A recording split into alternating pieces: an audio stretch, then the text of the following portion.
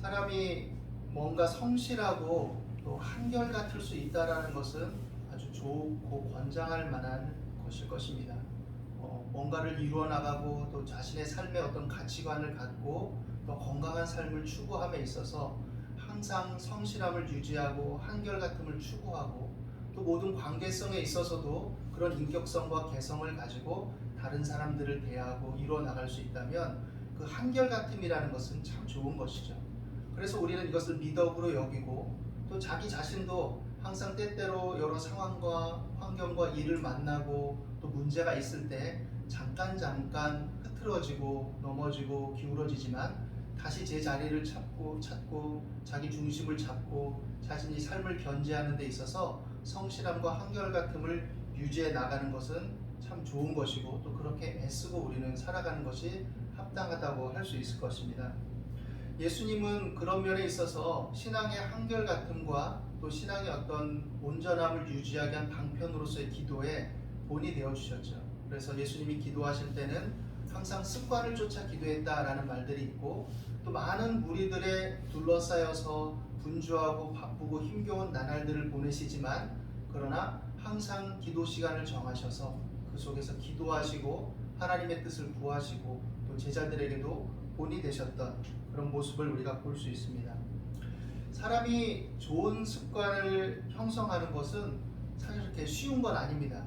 3살 버릇 80까지 간다는 말처럼 어릴 때 좋은 습관이 형성돼서 쭉 이어지면 참 그게 좋은데 그 습관을 형성하기도 쉽지 않거니와 처음에 또 그렇게 형성되지 못한 습관을 나중에 나이가 좀 먹고 나서 좀 크고 나서 나의 어떤 패턴과 여러 가지 상황 속에서 그것들을 바꿔나가고 이뤄나간다는 것은 참 쉽지 않죠. 그래서 굉장히 결심도 필요하고 각오도 필요하고 또 시행착오도 필요하고 또 내가 왜 이래야 되지 하는 자괴감도 생겼다가 여러 과정과 어떤 힘겨움들, 애를 쓰음이 필요하죠.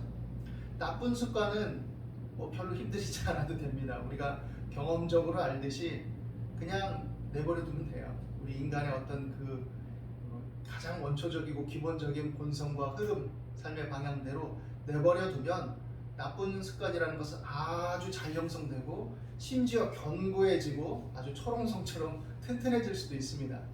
그러니까 어떤 면에 있어서 우리가 이 좋은 습관으로서 또 좋은 신앙적 특성으로서 그런 인격성으로서 한결같이 믿음의 삶을 추구하고 자신의 생활들을 돌보고 내 자신을 돌아보는 게 참 쉬운 건 아니죠.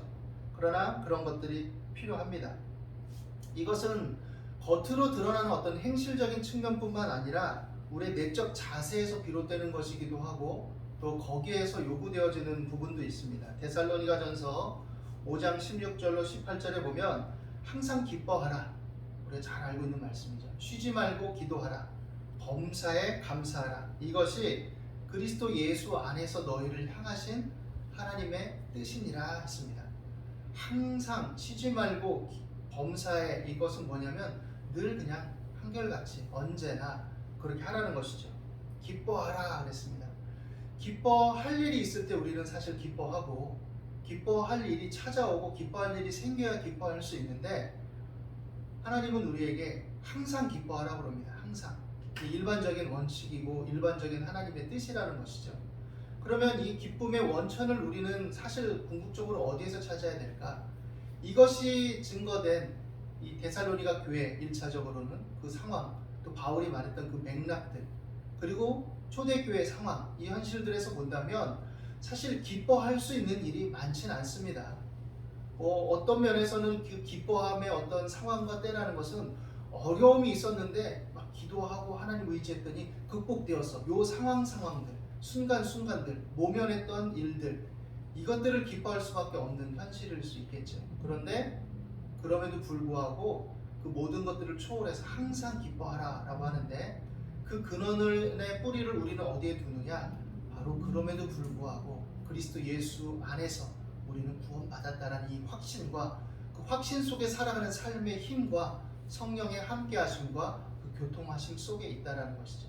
그래서 그렇기 때문에 너희는 기뻐할 수 있다라고 하나님은 단정하시는 겁니다. 그리고 그것을 요구하시는 거예요. 자, 너의 삶이 우울하냐? 어려움이 있냐?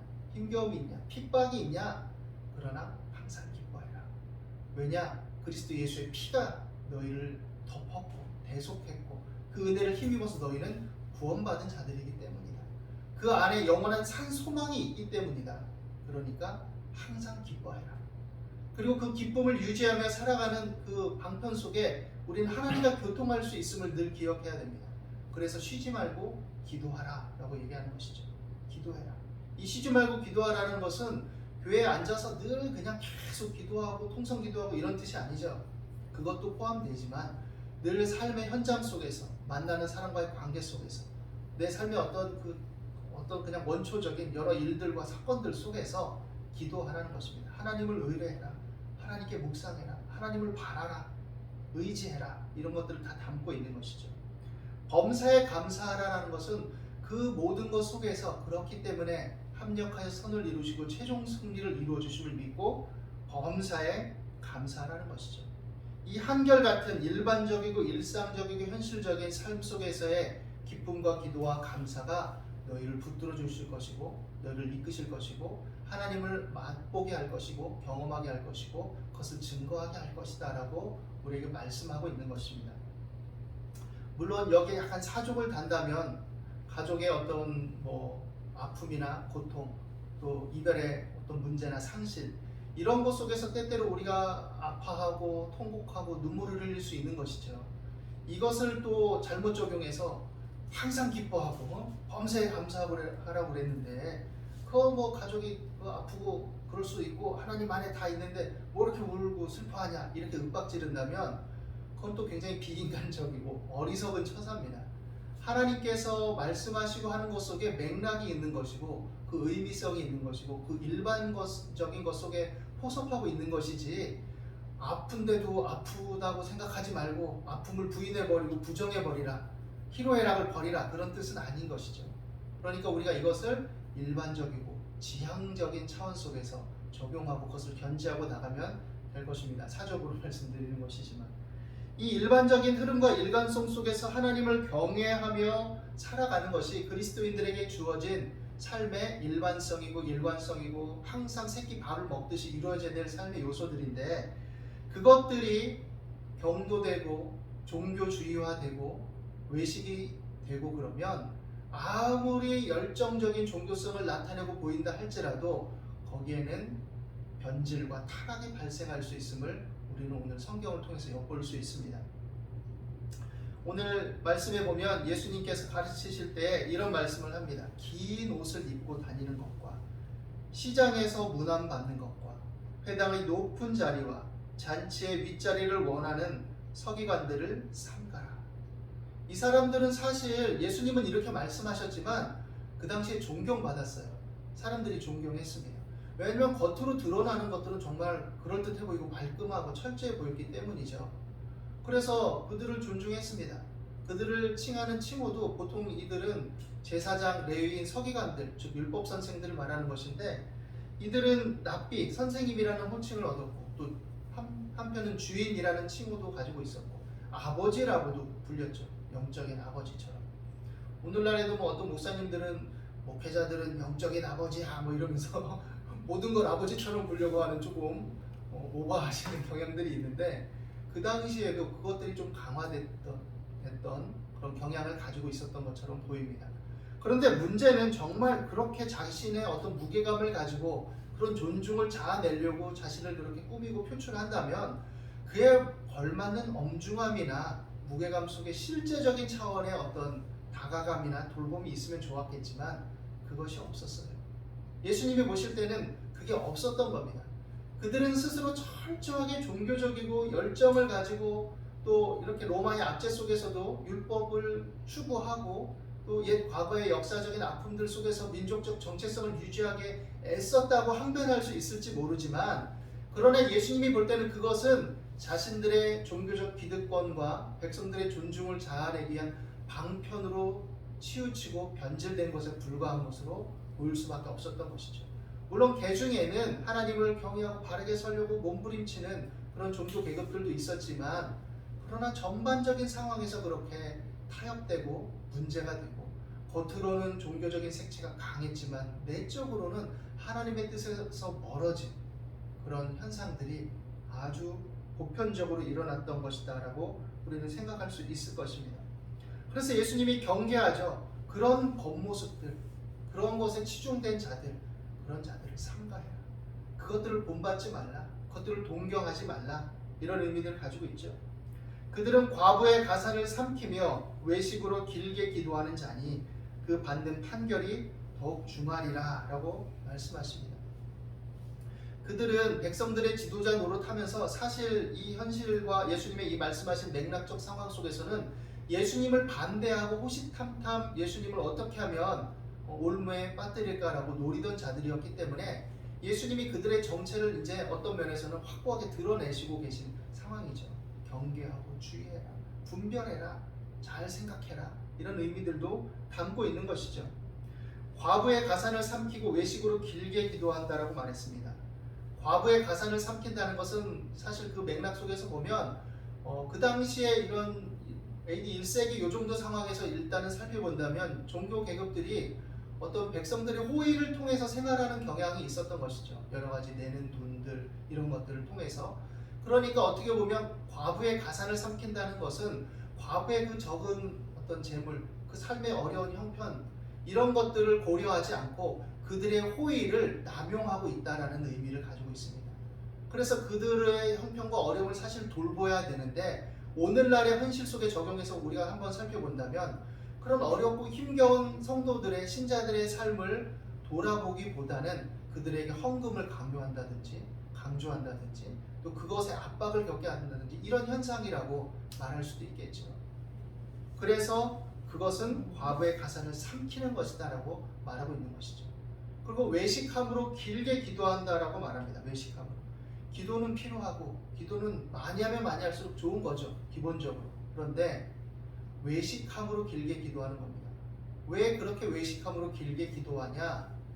나름의 어떤 그 기도에 길게 기도하는 것을 통해서 사람들의 어떤 감동을 자아내는 면도 있는 겁니다.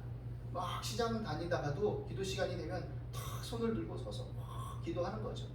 엄청 오래 기도합니다. 아, 저 신실하신 분, 훌륭하신 분, 이렇게 존경을 자아내는 거죠. 그리고 그 기도를 통해서 나름 종교적인 신뢰감을 얻어내는 어떤 외적인 어떤 그 제스처죠. 그런 현상을 자아내기 위한 행동의 일환이죠. 이건 뭐냐면 경건의 어떤 능력을 가지고 하나님을 향하는 진실됨과 진정성을 가지고 나가는 것이 아니라 경건을 이익의 재료로 삼는 어떤 일들이 자꾸 벌어지게 되는 것이죠.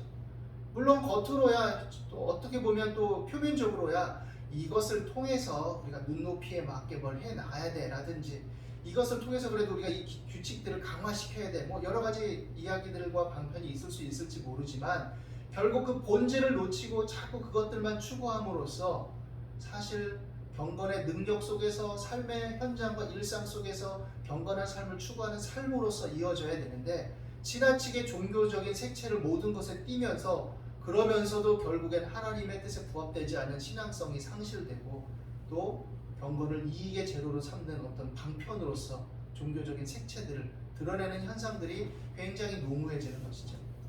그래서 이 모든 것들에 대해서 예수님은 그 받는 판결이 더욱 중하게 될 것이다 라고 말하고 있는 것입니다. 마가가 이것을 시간적인 순서에 일관되게 쭈루룩 오늘 하루 있었던 일처럼 이렇게 기록한 건 아니죠. 그러나 마가가 이 이후에 전개되는 이 오늘 우리가 다 함께 읽은 본문의 이 흐름을 따라서 편집한 것은 되게 의미심장하다고 할 수 있을 것입니다. 두 번째로 우리가 읽은 이 예수님의 말씀 이후에 등장하는 현장은 뭐냐면 예수께서 헌금함을 대하여 앉으신 것입니다. 그리고 무리가 어떻게 헌금함에 돈 넣는가를 보고 계셨습니다. 여러 부자들은 많이 넣는데 한 가난한 과부는 와서 두 렙돈, 즉 한 고드란트를 넣었는데 지금 뭐 오늘날로 얘기하면 그냥 대략 한 1-2천 원이라고도 할 수 있겠죠. 동전 두 개가 뚝 떨어지는, 땡그랑 소리를 내면 떨어지는 그 작은 돈입니다. 작은 돈을 넣는데 예수님은 제자들을 불러다가 이렇게 말씀하시죠. 내가 진실로 너희에게 이르노니 이 가난한 과부는 헌금함에 넣는 모든 사람보다 많이 넣었도다. 사실 제자들도 뭐 그렇게 깊이 깨달지 못했을 거예요. 예수님이 설명해 주시지 않았다면. 예수님 무슨 말씀을 하시는 거지? 여러 부자들이 그렇게 이 성전에 많은 어떤 종교적인 헌신의 의미로서 이렇게 헌금하는 걸 보시면서도 저런 소리를 하시는 건가? 이렇게 생각할 수 있겠죠. 그런데 예수님이 설명하시죠. 그들은 다 풍족한 중에서 넣었거니와 이 과부는 그 가난한 중에서 자기의 모든 소유 곧 생활비 전부를 넣었느니라. 이렇게 말씀하시죠. 그러니까 예수님이 하나님이 보시는 것은 무엇이냐? 외적인 것도 중요하겠지만 중심을 보신다는 것을 말하고 있는 것이죠. 물론 부자라 할지라도 그 중심을 다해서 드렸다면 이 부자는 하나님께 많은 헌금을 한 자고 훌륭한 자고 이렇게 평가가 될 수 있겠죠.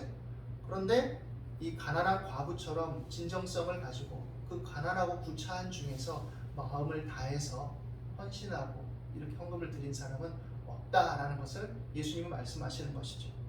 그 앞서서 과부의 가산을 삼키는 종교 지도자들에 대한 이야기를 언급하고 그 이후에 이 가난한 과부의 헌금에 대해서 예수님이 칭찬하신 것은 연결성을 갖고 굉장히 의미심장한 말이라고 할 수 있을 것입니다. 물론 이 말은 가난하고 힘들어도 어려워도 최선을 다해서 있는 바 전부를 드린 과부처럼 여러분들도 열심히 헌금해야 됩니다. 이런 의미로 적용될 수 있는 게 아닙니다. 오히려 맥락 속에서 적용을 한다면 그 가난한 과부가 자신의 있는 얼마 안 되는 돈을 생계에 쓰지도 못하고 그렇게 드릴 수 있는 상황이 돼서는 안 된다는 것이죠. 교회 공동체라면. 그래서 이웃을 돌보고 서로 형제 자매를 돌보고 서로 성도 간에 돌보라는 의미로 적용이 되어야 더 합당한 것이지 최선을 다해서 있는 걸 다 드려라 이런 의미는 아니죠. 물론 개인의 진정성과 또 마음의 열정으로 하나님 앞에 드리는 그것 자체가 또 비난받을 일은 아닙니다. 이런 맥락 속에서 이제 어디로 결국엔 연결이 되느냐? 물론 이건 전체 흐름 속에서도 다 귀결되는 부분인데 성전이 무너지는 사건에 대한 예언으로 이어집니다. 이제 그 이후에 예수님께서 성전에서 나가시죠. 그때 제자 중 하나가 말합니다. 선생님이여 보소서 이 돌들이 어떠하며 이 건물들이 어떠하니까. 그건 뭐냐면 예루살렘 성전을 가리켜서 말한 것이죠. 이 헤롯 대왕이 이 유대인들의 환심을 사기 위해서 자신은 정통 유대인이 아니니까 나중에 유대인으로 합쳐진 에돔 출신 이두메인이니까 그러니까 이제 환심을 사기 위해서 자신이 유대인의 분봉왕으로서 뭔가 끝까지 인정받고 싶어서 그런 열등감 속에 한편으로 환심을 사고자 이렇게 지은 거죠. 사실 이게 굉장히 오랜 시간을 걸렸습니다. 이 당시에도 아직 완전하게 건축이 되지 않았고 AD 64년이 돼서야 다 건축되었다고 하죠. 근데 요세푸스의 기록에 의하면 대리석, 흰 돌, 그리고 광택을 낸 황금으로 덧칠되어져서 굉장히 위용을 자랑하고 웅장했다고 합니다. 그리고 예루살렘 전체의 6분의 1을 차지할 만큼 굉장히 거대한 규모를 가지고 있었어요. 전체 규모를 따지고 본다면. 그러니까 어떻게 보면 역사상 가장 큰 성전이라고 할 수도 있겠죠. 어쨌든 민족적인 어떤 로마의 압제하에서 어려움과 고통을 당하고 있는 처지 속에서 나름의 정체성들을 고수하고 자신들을 강화하기 위한 방편들이 필요한데 이것이 그릇 적용된 것이죠. 왜냐하면 사람들은 가시적인 것을 더 원하고 뭔가 그래도 우리가 든든한 것들을 통해서 위로를 받기를 원하니까 그것들이 어떤 심리적인 작용, 종교적인 어떤 상징성에 있어서 굉장한 어떤 역할을 한 건 사실이지만 단지 그것뿐이죠. 예수님은 그것이 의미 없는 것으로 얘기하십니다. 의미 없다. 의미 없다. 너희가 이 돌들, 이 웅장함들, 이 위용들을 보느냐? 근데 앞서서 봐야죠. 앞서 있었던 일들. 이 종교 지도자들의 타락상, 그로 인해서 목자 없는 양같이 방황하는 이 무리들, 그리고 나서 과부의 가산을 삼키는 이 행실들, 그리고 나서 이 성전에서 일어나는 현상들. 내 집은, 내 아버지의 집은 만민이 기도하는 집이고 누구나 차별 없이 힘겨움 없이 와서 하나님께 호소하고 또 그들을 서로 돌아보고 긍휼히 여기고 이런 일들이 실제 속에서 이루어져야 되는 현장인데 그렇지 못하고 있고 너희들을 자랑하는 것은 이 성전의 건물의 위용들, 그 황금이 이 과부에게 먹일 수 있는 음식이 되지 못하고 그 엄청난 대리석과 흰돌들이 어려움의 도탄에 처한 내 백성들, 이웃들을 향한 사랑의 손길의 도구가 되지 못하는 현실들, 너네들은 이것을 보지 못하느냐라고 말씀하시는 것이죠. 그래서 너희들이 자랑하는 그것은 앞서 말했던 언급됐던 이러한 일들로 인해서 그 한결같이 변함없는 종교적 외식과 타락으로 인해서 결국 무너지게 될 것이다라고 선포하고 있는 것입니다. 예언하고 있는 거예요. 그럼 이것이 오늘날 우리에게 어떻게 적용되어져야 되겠습니까? 우리가 삶을 살아가는 데 있어서 삶의 외적인 면들을 꾸미는 것도 중요합니다. 사람이 의복과 또 삶의 어떤 내 자리와 또 만남과 관계성 속에서 여러 격식과 갖춤들이 필요하죠. 그러나 그것들이 본질은 아닌 것이죠. 신앙적인 활동과 신앙적인 어떤 공동체성을 이루는 것에 있어서도 제도가 필요하고 여러 규칙들도 필요하고 전통을 또 잘 받아들여서 그것을 적용하는 것들도 필요하고 이렇지만, 그러나 무엇이 중요한지 본질적인 것들이 빠지고 종교적인 어떤 외피적인 것들, 겉으로 드러나는 모습들만 추구하고 자랑하게 되어질 때 잎이 무성하지만 열매가 없는 나무가 되어버릴 수 있음을 우리는 생각해야 됩니다. 그래서 우리가 가장 중요한 것은 항상 외부적으로 외피적으로 거대해지고 방만해질 때 본질로 돌아가려고 자꾸 애써야 되는 것이죠. 그래서 자기 자신을 돌아보는 것이 각자에게 요구되어지는 것입니다. 자기 자신을 돌아보는 것, 결국 나는 항상 기뻐하고 있는가? 그리스도 예수의 보혈의 공로와 십자가의 은혜를 붙들고, 그리고 쉬지 않고 기도하며 하나님을 의뢰하는 삶을 살고 있는가? 나는 정말 범사에 이런 상황과 형편 속에서도 감사하면서 하나님의 뜻을 받아들이고 추구하며 살고 있는가? 이렇게 생각해 봐야 되는 것이죠. 그것은 믿음의 싸움이고 또 애씀에서 비롯됩니다. 그리고 그 안에서 우리가 그 정신과 그 가치관을 가지고 살아가려는 어떤 요소의 적용을 의미하는 것이죠. 단지 이념적으로 그냥 내적으로 이것을 내면화시켜서 받아들이는 것이 아니라 실제적으로 이것을 가지고 이 가치를 붙들고 이것을 추구하는 내면을 붙들고 살아가면 삶 속에서의 부대낌과 적용성들과 또 여러 일들은 일어나게 되어 있습니다. 그러니까 그것을 우리가 실제 현장 속에서 하고 있느냐, 이것들을 우리에게 다시금 반문해보고 생각해 봐야 되는 것이죠. 오늘 이 말씀은 오늘날 살아가는 이 현실의, 이 땅의 교계의 현실과 또 흐름을 우리로 하여금 되새겨보게 하고 그 속에서 우리가 기도해야 될 일들과 또 살아가야 될 삶의 자세들을 일깨워주는 말씀이라고 생각을 합니다. 또 코로나와 여러 어려움들, 또 경제적이고 또 뭐 여러 정치적인 혼란과 문제들 속에서 우리가 있지만, 그럼에도 불구하고 오늘 이 시간 우리가 가장 본질적으로 근본적으로 다시금 하나님과의 관계성 속에서 자신을 좀 더 돌아보면서 거기서부터 다시금 한 걸음 한 걸음 내디뎌 나가면서 항상 깨어서 기도하는 저와 여러분이 되실 수 있기를 예수님의 이름으로 축원합니다. 기도하겠습니다. 하나님 아버지, 오늘도 우리 가운데 함께 하심을 감사합니다. 항상 기뻐하라, 쉬지 말고 기도하라, 범사에 감사하라. 이는 그리스도 예수 안에서 너희를 향하신 하나님의 뜻이니라 하셨음즉 우리가 범사의 일상 속에 하나님 안에 있음을 늘 되새기며 그리스도의 보혈의 공로와 그 은혜를 붙잡고 또한 모든 범사를 하나님께 아뢰고 또 의지하며 감사하는 삶으로서 전진해 나갈 수 있도록 인도하여 주옵소서. 어려운 시기를 겪습니다. 이것들을 잘 극복하고 감당하며 이겨낼 수 있도록 주의 백성들 가운데 힘을 주시고 성령께서 교통하여 주시고 우리 약함을 아시오니 피할 길을 주시고 또 공급하여 주시고 인도해 주옵소서. 오늘도 우리 가운데 함께 하심을 감사합니다. 예수 그리스도 이름으로 기도드립니다.